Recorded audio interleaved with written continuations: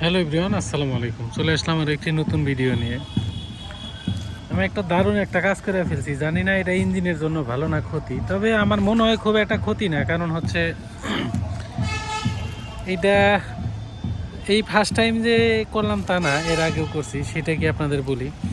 আমরা অনেকেই চিন্তা করি যে মিনারেল মোবিল বইরে আমরা অনলি 1000 কিলো চালাবো, তারপর ফেলে দিব। আমি কিন্তু দেখেন 2500 কিলো যখন ছিল তখন হচ্ছে আমি মোবিলটা চেঞ্জ করছিলাম মিনারেল বইরা, এখন চালাইছি আপনার 4300 কিলো। প্রায় আমি চালাইলাম এখানে কত তাইলে 1800 কিলো চালাই ফেলছি মিনারেল মোবিল বইরা, 1800 কিলো চালাইছি। বাইকের সাউন্ডও চেঞ্জ হয় নাই, পারফরমেন্সও কমে নাই, কোনো প্রবলেমই হয় নাই। তাহলে আমরা কেন যে 1000 কিলোতেই চেঞ্জ করে ফেলে দেই মোবিলগুলা?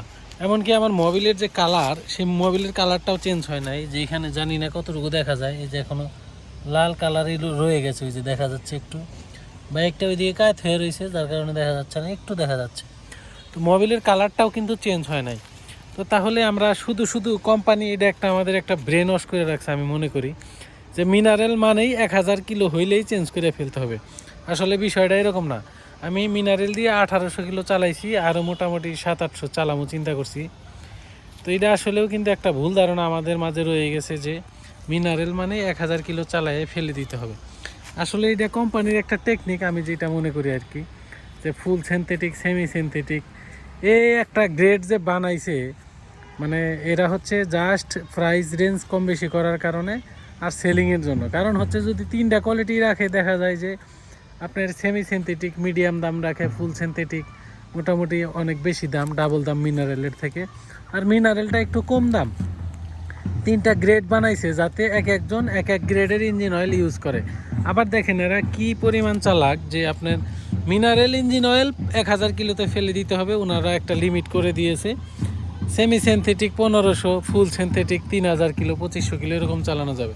কিন্তু দেখেন আমি মিনারেল দিয়ে 2000-এর মতো চালাই ফেলছি, কোনো সমস্যাই হয় নাই। অথচ দাম কিন্তু ফুল সিনথেটিকের অর্ধেকেরও কম।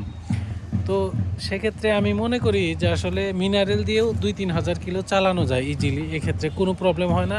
বাইকের পারফরমেন্স সাউন্ডের দিক দিয়ে কোনো প্রবলেম হয় না। তাহলে কেন ফেলে দিব?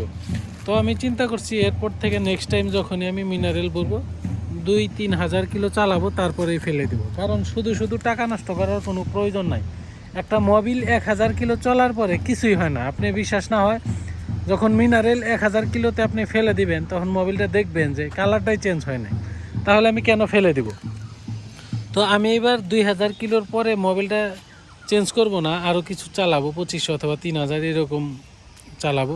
চালানোর পরে দেখবো যে মোবিলটার কালার কীরকম হয়, আর সেটার ভিডিও আপনাদেরকে দেখাবো যে আসলে কতটুকু চেঞ্জ হয়। তো আজকে এই পর্যন্তই। আপনারা যারা ভুল ভাবতেছেন যে 1000 কিলো চালিয়ে ফেলে দিতে হবে মিনারেল দিয়ে, বিষয়টা এরকম না। আপনি চাইলে 2000 কিলো মিনিমাম চালাইতে পারেন, সেক্ষেত্রে ইঞ্জিনেরও কোনো সমস্যা হবে না, এমনকি পারফরমেন্সেরও কোনো সমস্যা নাই। যেটা আমি প্র্যাকটিক্যালি আপনাদের দেখাইলাম, কোনো ধরনের চেঞ্জ পাচ্ছি না। আর এই ইঞ্জিন অয়েলটা যখন আমি ড্রেন করব, তখনও কিন্তু আপনাদেরকে দেখাবো যে কতটুকু চেঞ্জ হয়েছে।